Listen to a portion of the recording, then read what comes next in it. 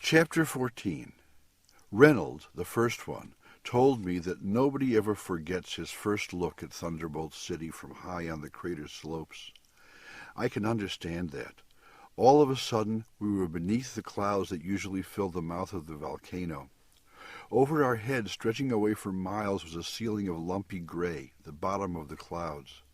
There was gold and white light behind the cloud lumps, and the whole thing sort of glowed. Below us was a valley so green you can't imagine it. At the bottom was a plain or flat place. It looked like a huge lawn, with streams and lakes that reflected gold and white. In the very middle of the big flat place was Thunderbolt City. All the roofs were made of gold. There seemed to be a hole, actually 5 holes, in the cloud roof over the city, and 5 broad rays of golden light fell on the roofs of the city. They were so bright it was almost like staring at a 100-watt bulb. The walls of the houses were white, and they were sort of all clustered together around some big buildings like apartment houses, also with white walls and golden roofs, that stood in the center.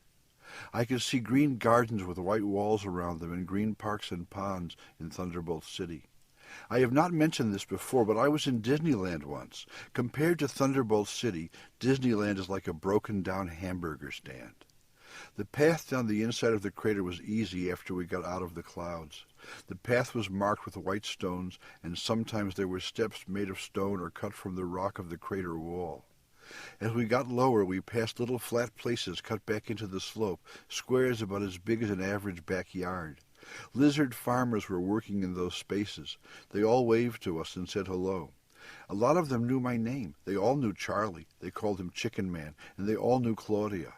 I asked Reynolds, another one, why the farms were up on the slope instead of down on the flat part of the crater.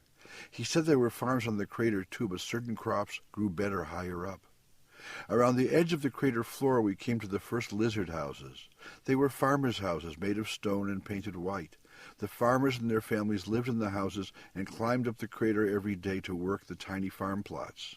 Each farmhouse was tidy and small, with a wooden roof painted yellow. Many of the farmhouses had a chicken painted over the door. I asked Reynolds, another one, about that. He said it was an old lizard custom.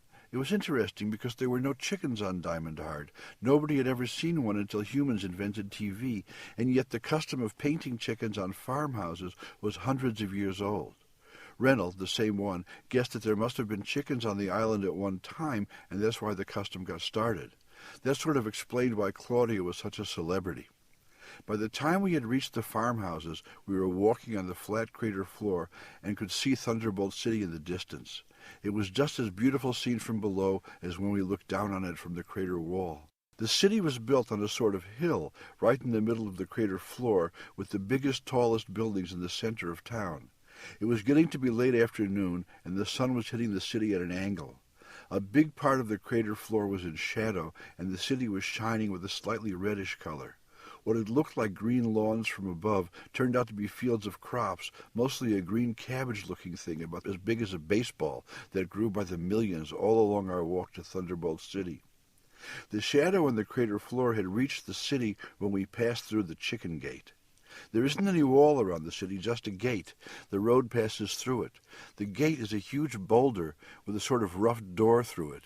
It's just a natural boulder, sort of egg-shaped, with this hole through it. It isn't fancy at all, except there's a golden chicken on top. The door is so low that you have to crawl through. We entered the city. In a way, it was the neatest place I'd ever been. I mean, it was very tidy, more so than McDonaldsville. There wasn't a speck of dirt anywhere, and everything just sort of fit together. At the same time, it wasn't boring and all the same like McDonaldsville. It was busy and interesting like Hogborough, a very unpod-like place, very lizardy.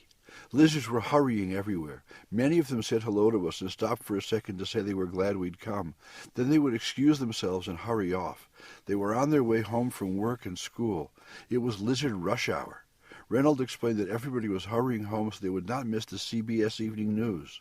There were no cars and buses. Everything moved by lizard power, so it wasn't a noisy rush hour. There was just a little noise of scampering and scratching as the lizards hurried home.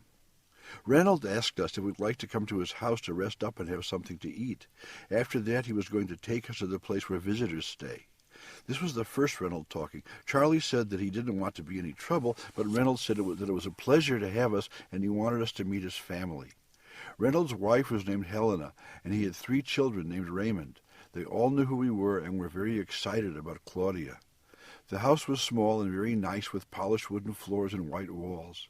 There were drawings of Walter Cronkite that the 3 Raymonds had done hanging near the television, which I recognized from Reynolds' description. Reynolds showed us around the house. It was very plain. There wasn't much furniture. He said that if we wanted to wash, there was a little house in the backyard. We went out. It wasn't an outhouse. It was a regular bathroom made of stone. Some of the things in it were a little strange because they were made for lizards. When I came back from my turn in the bathroom, Reynolds and Charlie were watching television. It was about time for Roger Mudd. I guessed they were watching television. I mean, they were both sitting there with the 3 Raymonds, and they all had their eyes closed, and the big cylinder was spinning. Helena wasn't watching. She was in the kitchen fixing something to eat. I sat down between Charlie and Reynolds, closed my eyes, and tried to watch too. It didn't work. I just sat there trying for the whole half hour. Nothing.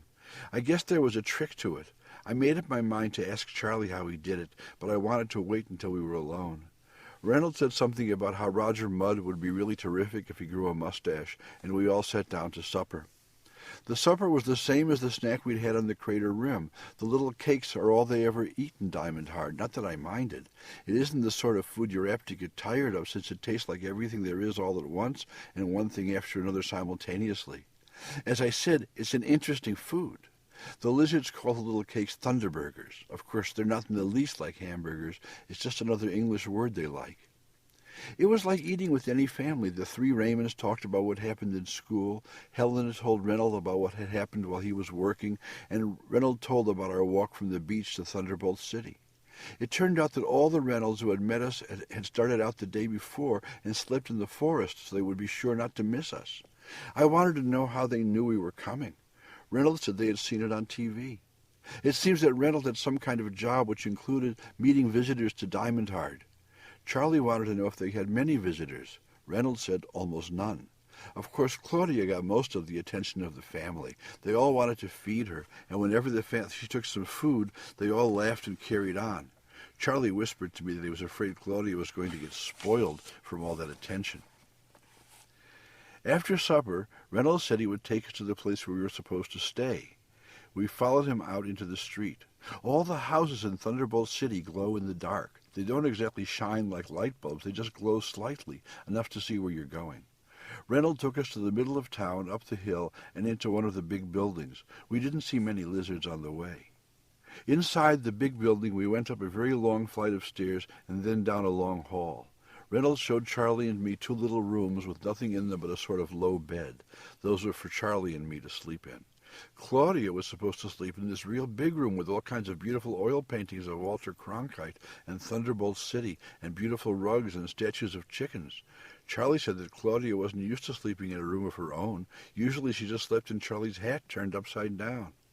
Charlie explained to Reynolds that Claudia was used to sort of depending on him, Charlie, and she might not be too comfortable spending the first night in a strange place all alone.